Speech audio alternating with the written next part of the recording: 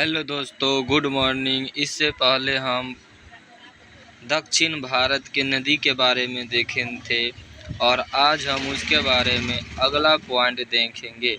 तो चलिए देखते हैं। पहला पॉइंट है कथन। कथन ए में कहता है, प्रायद्वीपीय भारत की सभी प्रमुख नदियां बंगाल की खाड़ी में गिरती है, परंतु नर्मदा तथा ताप्ती नदियां अरब सागर में गिरती है। ये बात सही है।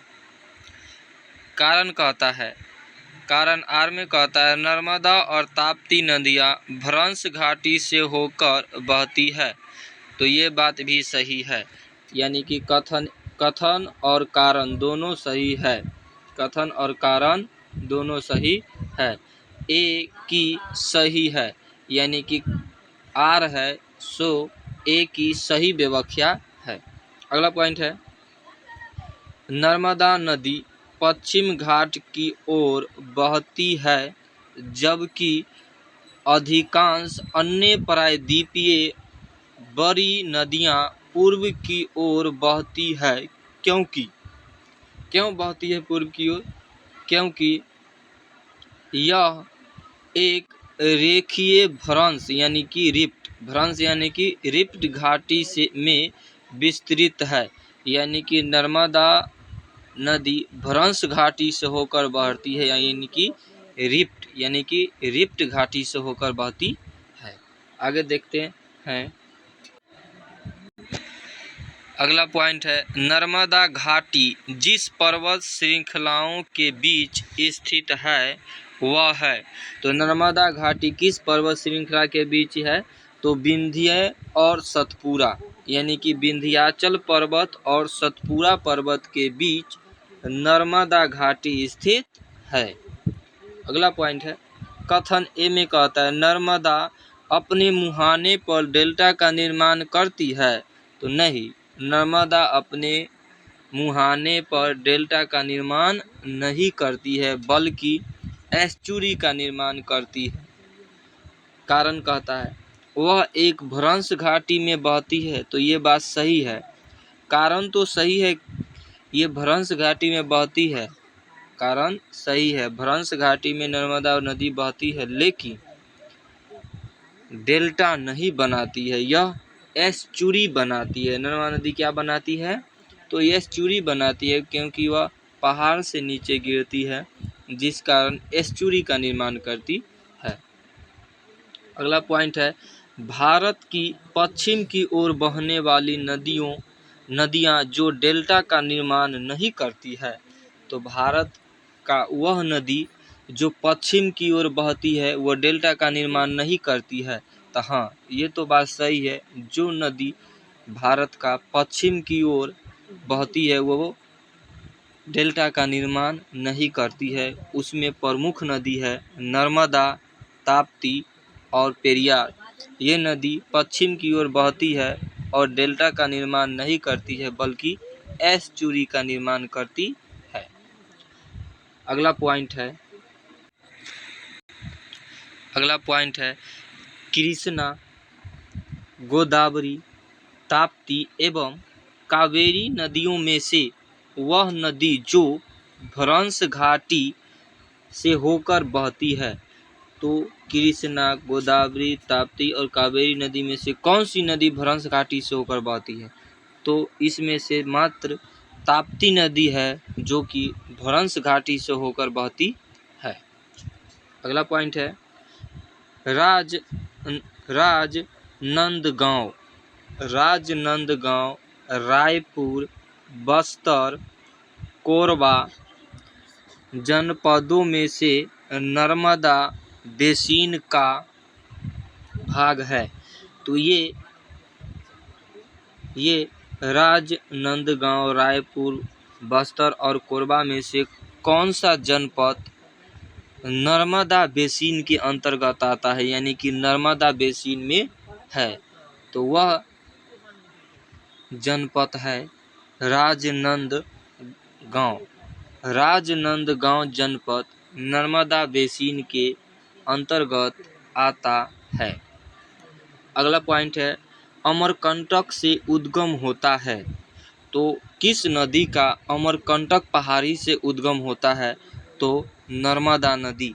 नर्मदा नदी का उद्गम अमरकंटक पहाड़ी से होता है।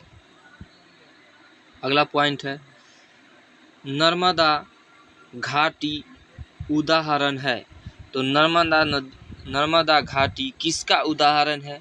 तो नर्मदा घाटी यह एक भ्रंश घाटी का उदाहरण है। तो नर्मदा घाटी है सो एक प्रकार का भ्रंश घाटी है, क्योंकि नर्मदा नदी भ्रंश घाटी से होकर ही बहती है। अगला पॉइंट है, रिफ्ट घाटी या भ्रंश श्रेणी से होकर बहने वाली नदी, यानी कि रिफ्ट घाटी या भ्रंश श्रेणी यानी कि भ्रंश घाटी से होकर बहने वाली नदी कौन सी है? तो नर्मदा नदी है, जो कि भ्रंश यानी कि रिफ्ट घाटी से होकर बहती है। अगला पॉइंट है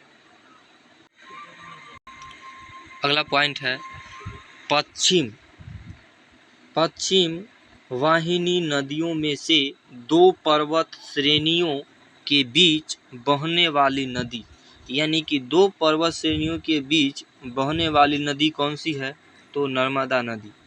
नर्मदा नदी है जो कि पश्चिम की ओर बहती है और दो पर्वत श्रेणियों के बीच बहती है, यानी कि भ्रंश घाटी में बहती है, जो कि नर्मदा नदी है।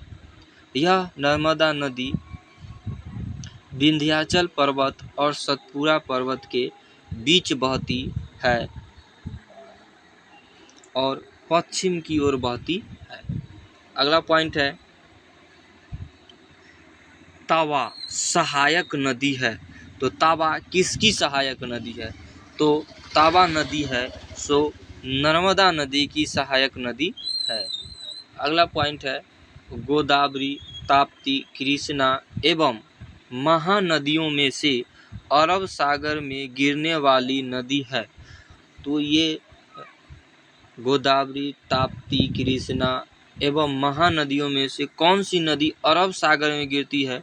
तो मात्र एक ताप्ती नदी है जो अरब सागर में गिरती है। गोदावरी, ताप्ती, कृष्णा एवं महानदियों में से अरब सागर में गिरने वाली नदी ताप्ती नदी है। अगला पॉइंट है, वह नदी जो 3 बार 2 धाराओं में विभक्त हो चुकी है। वह नदी जो 3 बार 2 धाराओं में विभक्त हो जाती है और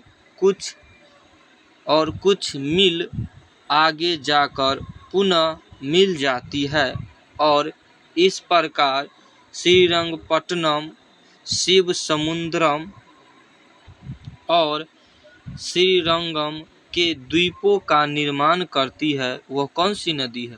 तो कावेरी नदी। एकमात्र कावेरी नदी है जो 3 बार 2 धाराओं में बंट जाती है और फिर कुछ आगे जाकर फिर मिल जाती है, और मिलने के बाद श्रीरंगपट्टनम, शिवसमुद्रम और श्रीरंगम द्वीपों का निर्माण करती है। यह नदी गोदावरी नदी है। अगला है, कावेरी नदी है जो कि श्रीरंगपट्टनम, शिवसमुद्रम और श्रीरंगम द्वीपों का निर्माण करती है। वह नदी कौन सी है? तो कावेरी नदी है।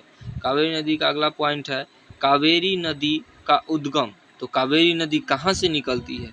तो कावेरी नदी निकलती है ब्रह्मगिरी पहाड़ियों से। कावेरी नदी कहाँ से निकलती है? तो कावेरी नदी ब्रह्मगिरी पहाड़ियों से निकलती है। अगला पॉइंट, कावेरी नदी कहाँ से निकलती है? तो ब्रह्मगिरी पहाड़ी से निकलती है। अगला पॉइंट है, कावेरी नदी जिन राज्यों से होकर गुजरती है। तो कावेरी नदी किन किन राज्यों से होकर गुजरती है? तो कावेरी नदी कर्नाटक, केरल, तमिलनाडु राज्य से होकर गुजरती है। तो कावेरी नदी 3 राज्यों से होकर गुजरती है, जिसमें पहला कर्नाटक है, दूसरा केरल है और तीसरा तमिलनाडु राज्य है। 3 राज्यों से होकर कावेरी नदी गुजरती है। अगला पॉइंट है, दक्षिण भारत की गंगा कही जाती है, यानी कौन सी नदी दक्षिण भारत के गंगा के नाम से जाना जाता है? तो कावेरी नदी। कावेरी नदी को दक्षिण भारत की गंगा कहा जाता है। कावेरी नदी को दक्षिण भारत की गंगा कहा जाता है। अगला पॉइंट है कृष्णा नदी जल विवाद, यानी कृष्णा नदी के जल को लेकर विवाद किन किन राज्यों में है?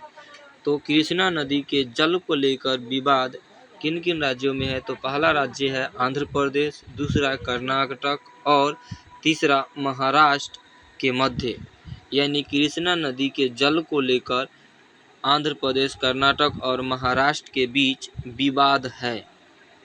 अगला पॉइंट है वह नदी जिनको जोड़ने का कार्य किया गया, तो कौन सी नदी को एक साथ जोड़ने का कार्य किया गया है? तो गोदावरी नदी और कृष्णा नदी को एक साथ जोड़ने का काम किया गया है। अगला पॉइंट है गोदावरी, कावेरी, ताप्ती एवं महानदियों में से वह नदी जो एस्चुरी का निर्माण करती है, यानी एस्चुरी बनाती है। यानी गोदावरी, कावेरी, ताप्ती महानदियों में से कौन सी नदी एस्चुरी का निर्माण करती है? तो ताप्ती नदी। इन चारों नदियों में से ताप्ती नदी है जो कि अरब सागर में गिरती है और एस्चुरी का निर्माण करती है, और इसके साथ नर्मदा नदी भी अरब सागर में गिरती है और एस्चुरी का निर्माण करती है। अगला पॉइंट है वह नदी जिनको जोड़ने का कार्य किया गया है। तो गोदावरी और कृष्णा नदी को जोड़ने का कार्य किया गया है। अगला पॉइंट है गोदावरी, कावेरी, ताप्ती महानदियों में से कौन सी नदी एस्चुरी बनाती है? तो ताप्ती नदी बनाती है और इसके साथ नर्मदा नदी बनाती है, और ये दोनों नदी अरब सागर में गिरती है। अगला पॉइंट है गोदावरी, महानदी, नर्मदा नदी, ताप्ती नदियों की लंबाइयों के आरोही क्रम में सही क्रम है। तो इन चारों नदियों में से आरोही क्रम में नदियों का क्रम क्या है? तो नदियों का क्रम है सबसे अधिक लंबाई गोदावरी, उसके बाद नर्मदा नदी, उसके बाद महानदी, उसके बाद ताप्ती नदी। इन सब नदियों में से सबसे अधिक लंबाई गोदावरी नदी का है। अगला पॉइंट है प्रायद्वीपीय भारत में पूर्वी दिशा में बहने वाली नदियों का उत्तर दक्षिण का सही क्रम, यानी प्रायद्वीपीय भारत में पूर्व की ओर बहने वाली नदियों में उत्तर से दक्षिण का सही क्रम क्या है?